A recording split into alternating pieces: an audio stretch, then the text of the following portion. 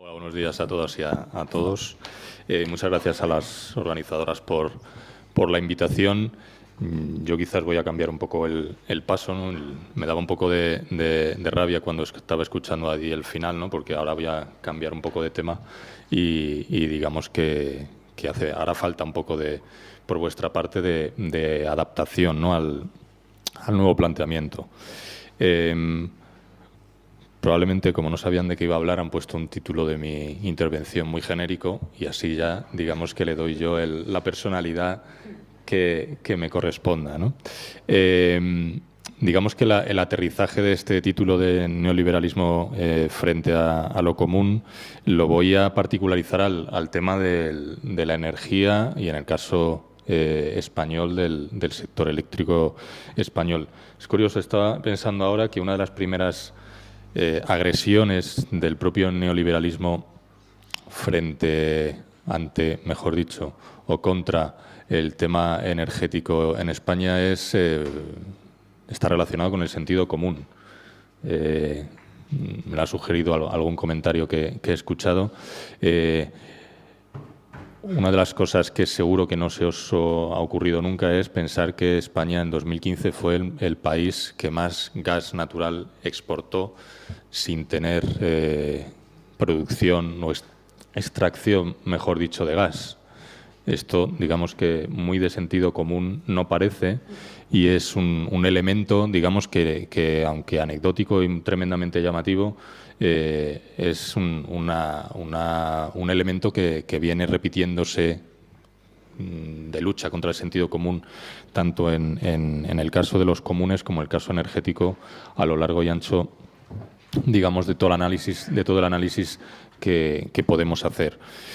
Digamos que al fin y al cabo el neoliberalismo, por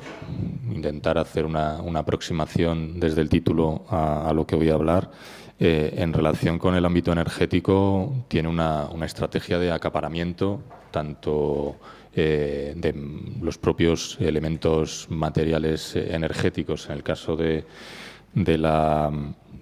los combustibles, tanto fósiles como nucleares, como en toda la cadena de suministro, tanto de las infraestructuras como del propio beneficio que obtiene de la explotación, ¿no? ¿Por qué entiendo que tiene interés hablar de esto aquí en relación con el planteamiento que se hacía? Pues entiendo que fundamentalmente porque cuando hablamos de energía estamos hablando de uno de los comunes que podríamos considerar básicos relacionados con las condiciones materiales para la vida, ¿no? El agua, por ejemplo, sería otro de ellos. Y en este momento es especialmente quizás interesante porque digamos que el propio sistema identifica que estamos en una transición energética. Utiliza este término, digamos, neutro para, digamos, transmitir que se encuentra en una crisis no solo de combustibles, sino de acumulación propiamente dicha de algunos de los mercados que ha puesto en funcionamiento fundamentalmente en la segunda mitad del siglo XX. Y a partir de ahí, digamos que para no llamar a gente a la que le gusta el conflicto como nosotros, digamos, a la batalla, pues digamos que disfraza esa crisis con un término tan neutro como el de la transición energética, que ya está en marcha y que, de momento, en términos generales, está siendo conducida por los mismos actores, con los mismos intereses y bajo los mismos patrones estructurales que han dominado el universo energético, tanto internacional como europeo y español, en las últimas décadas, por no decir en toda la historia, ¿no? Uno de los elementos, digamos, para ir, digamos, aterrizando, ¿no? desde lo más general, que creo que llama bastante la atención y que sirve como caso paradigmático de cómo podemos vincular el tema de la protección de un común básico para las condiciones materiales de la vida, como es la energía, con lo concreto y lo cercano, por decirlo así, sería el sector eléctrico español, que tiene unas condiciones, en principio, relativamente particulares respecto a lo que ocurre en el resto de Europa. Cuando digo particulares aquí también yo he utilizado un eufemismo porque en realidad quería decir peores para las clases populares y en realidad también para la propia economía de lo cotidiano. Además de, evidentemente, para lo que se refería ya yo en su intervención, y además de haber sido digamos, un hijo también de la crisis que sufre a nivel general el sector energético, el sector eléctrico a nivel mundial y a nivel europeo concretamente, también ha tenido, digamos, en los últimos años, a partir de 2007 aproximadamente, 2008, también, digamos, una crisis de esclavitud al propio crecimiento, ¿no? Ya que, bueno, pues una serie de digamos, inversiones un tanto dudosas como las que se realizaron en el sector de la producción de gas en ciclo combinado, pues llevó a las empresas a una situación financiera bastante delicada que, agravada por la crisis general, económicamente hablando, que redujo la actividad económica y también el consumo de las familias, en el caso eléctrico, pues digamos que obligó también, entre comillas, al gobierno, instado de manera imperiosa por las 5 empresas pertenecientes a UNESA, que controlan más del 80% del sector eléctrico español, a tomar medidas de reequilibrio de una situación que les estaba empezando a pasar factura y, por tanto, digamos, lo que nos ha llegado y en lo que se ha traducido en los últimos años ha sido a un aumento de los precios de la electricidad en más de un 80% en los 10 últimos años, por ejemplo, la aparición de un fenómeno cuyo nombre no comparto, que es el de la pobreza energética, que afecta aproximadamente a casi una quinta parte de la población del Estado, que no es poco, unos, digamos, beneficios extraordinarios o una transferencia de rentas desde las clases populares y las pequeñas y medianas empresas hacia el sector eléctrico de manera fraudulenta, de más de 80.000 millones de euros desde la liberalización del sector en el año 98. Bueno, digamos, una concentración mayor de la propiedad y, por tanto, del control del sector y un mayor intervencionismo en el sector público a través de la legislación, como puede ser la última reforma eléctrica perpetrada por el Gobierno del PP, empezando en principio en verano de 2013, y que, entre otras cosas, hacía algo tan obsceno y tan extraño y que va tanto en contra del sentido común, como es llamar a un decreto que va en contra de lo que se llama el autoconsumo, de promoción del autoconsumo. Precisamente el contenido es totalmente contrario a la promoción de esa práctica de autosuficiencia energética a partir de renovables locales, y de alguna manera ese contexto es en el que nos encontramos desde hace ya bastante tiempo y particularizado al periodo posterior al estallido de la llamada crisis, bueno, pues un ataque al común relacionado con la energía. Bueno, esta contextualización está relativamente bien, bastante conocida probablemente por muchas y muchos, pero yo creo que lo interesante es plantearse qué hacer ante este tipo de situación, qué cosas se han estado haciendo y qué elementos para el conflicto en relación con este tema se pueden abrir o se pueden explotar y explorar, ¿no?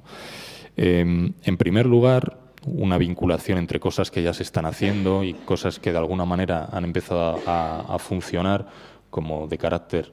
digamos, más o menos estratégico, vinculado a lo que comentaba ya yo en la primera intervención. Una de las cosas que desde el mundo alternativo relacionado con la energía habíamos venido haciendo medio regular había sido, digamos, aceptar el enfoque y el marco de planteamiento incluso estratégico del propio sistema. En cuanto comenzamos a cambiar el centro de importancia y pasamos, por esquematizarlo mucho, pero por un ejemplo muy claro, pasamos de pensar en un debate tecnológico a poner las necesidades de las personas, las necesidades humanas relacionadas con la energía en el centro, todo lo que derivaba de eso cambió. Y nos empezamos a encontrar con que, vinculado a esas necesidades humanas vinculadas con la energía o relacionadas con la energía, aparecía una cuestión que probablemente por haberlo vivido en Cataluña lo teníamos mucho más fácil, que era el de la soberanía asociada a la energía. Es decir, quien toma las decisiones en relación con la energía es quien puede elaborar estos planes energéticos, mixes energéticos y todas estas historias en las que habíamos estado obsesionados desde la izquierda alternativa durante muchísimos años y que probablemente nos habían cegado para encontrar el camino pues más adecuado. También hay que decir que, evidentemente, hace 20 años era mucho más difícil abrir grietas en una estructura, digamos, socioeconómica, cultural, que era muchísimo menos favorable ante esto. Digamos que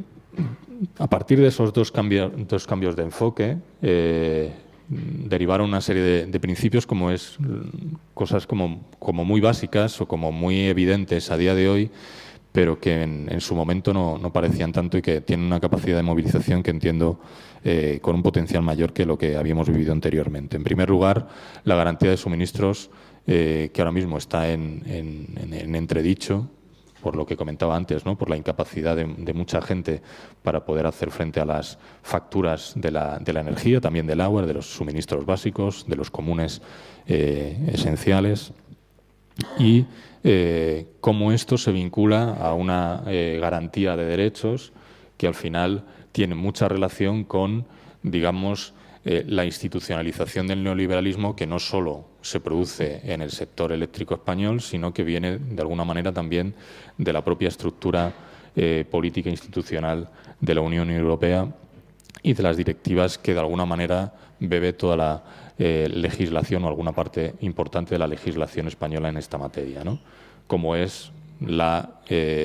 consideración de la electricidad como un bien de interés económico general en vez de como un servicio público, y eso, de alguna manera, como sirve para un cambio en la consideración no solamente jurídico-legal, sino como un mecanismo, una herramienta de desprotección jurídica de derechos básicos como es en este caso el derecho de acceso universal a la energía en condiciones económicamente aceptables, de calidad y, evidentemente, de acceso universal, como comentaba anteriormente. Bueno, a partir de esto, evidentemente, el segundo nivel, el comentaba anteriormente, la democratización, no solo relacionada con la participación social, sino también con la participación en la cadena de suministro, en los medios de producción, que esto aquí no suena mal decirlo, en otros foros hablar del control de los medios de producción suena un poco raro, pero aquí no. Y entiendo que esta es una de las cuestiones, evidentemente, que abre un más amplio margen, abre más la puerta a nuevas formas de coproducción y adelanto entre el sector público y la ciudadanía de manera clara, ¿no? Y luego, por otra parte, nos encontramos con que, al fin y al cabo, la transformación a un modelo energético más razonable, tanto para los derechos de las personas como para la protección ambiental, está relacionado con la cercanía de toda la cadena de suministro, con la cercanía de la participación directa de las personas en las decisiones, en definitiva con una relocalización general de todo el modelo, un modelo o la construcción de un modelo distribuido basado en energías renovables locales, con liderazgo, digamos, público y con amplio protagonismo ciudadano, donde el centro de gravedad debe cambiar tanto en lo físico y estructural como en lo institucional y económico, desde los niveles estatales, en el caso del Estado español, a los niveles locales, con lo que eso puede suponer de transformación, no únicamente en este ámbito del común energía, sino en el ámbito de lo institucional, en el sentido del reparto de competencias en relación con la energía, que por ser un elemento básico, uno de los cimientos del sector económico español, por tanto de la oligarquía y del modelo socioeconómico productivo, evidentemente puede conducir a una transformación también del propio de las propias estructuras básicas del Estado y asociadas a ella a través de la economía, ¿no? Otro de los elementos que entiendo que nos encontramos en relación con el conflicto es que se incluyen o aparecen nuevos actores. Escuchando a Edi, digamos que también se hablaba de nuevos actores en el sector laboral, por decirlo así. Aquí nos encontramos con nuevos actores, o nos podemos encontrar con nuevos actores, evidentemente no únicamente en el sector laboral, sino en una variedad muy amplia de procedencias, orígenes, digamos, sectores sociales, etcétera, desde la gente vinculada al movimiento contra las hipotecas, que se ha vinculado en Cataluña fundamentalmente con mucho éxito con el tema de la pobreza energética a través de la Alianza contra la Pobreza Energética, como otro tipo de ámbitos, como otro tipo de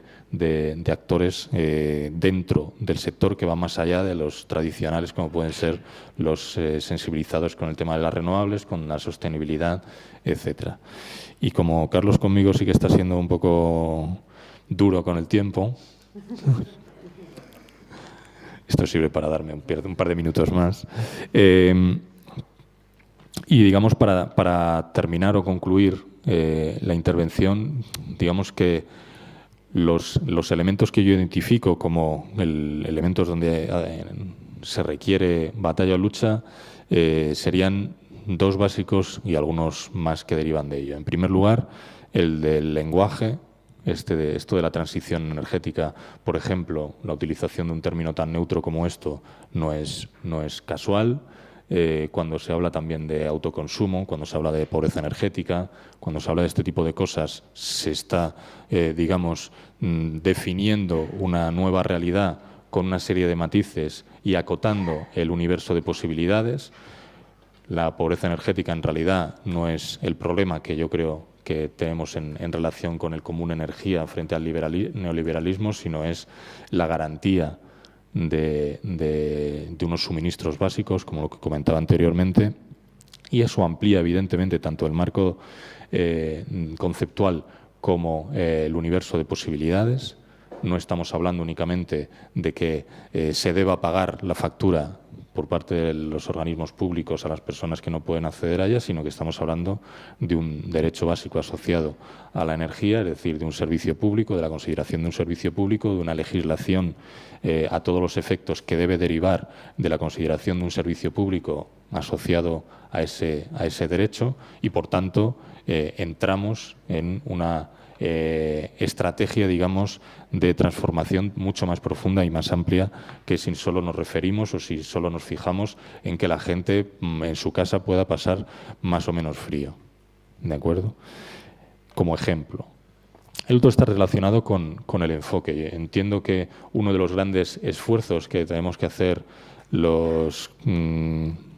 raros que nos hemos dedicado a esto de la energía durante tanto tiempo es vincular todos los análisis sesudos, tecnológicos y numéricos con la realidad de la gente. Al final, el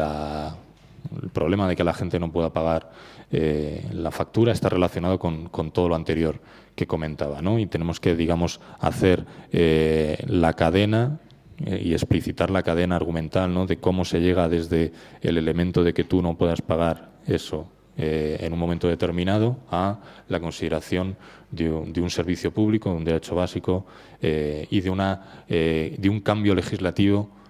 asociado a eso. Y señalar concretamente y exactamente cuáles son los cambios que se deben realizar en ese sentido. Cuando hablamos de cercanía, hay que vincularlo primero a las energías renovables locales, de pequeña escala, que eso debe ser gestionable. Para poder gestionarlo tiene que referirse, digamos, de alguna manera a un aumento de soberanía del ámbito local, no únicamente público, sino evidentemente con una participación de la ciudadanía directa. Para eso, evidentemente, hace falta señalar una mayor soberanía, y ahí entramos en el debate o en la batalla de la propiedad, porque para poder tomar decisiones tienes que tener el control de la propiedad para poder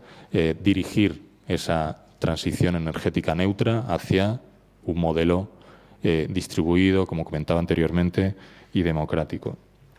Y para poder tener soberanía en relación con la propiedad, tenemos que tener también soberanía en relación con la financiación, es decir, con cómo se paga ese nuevo modelo, cómo se pagan esas nuevas infraestructuras y esas nuevas organizaciones, ¿no? Y para tener también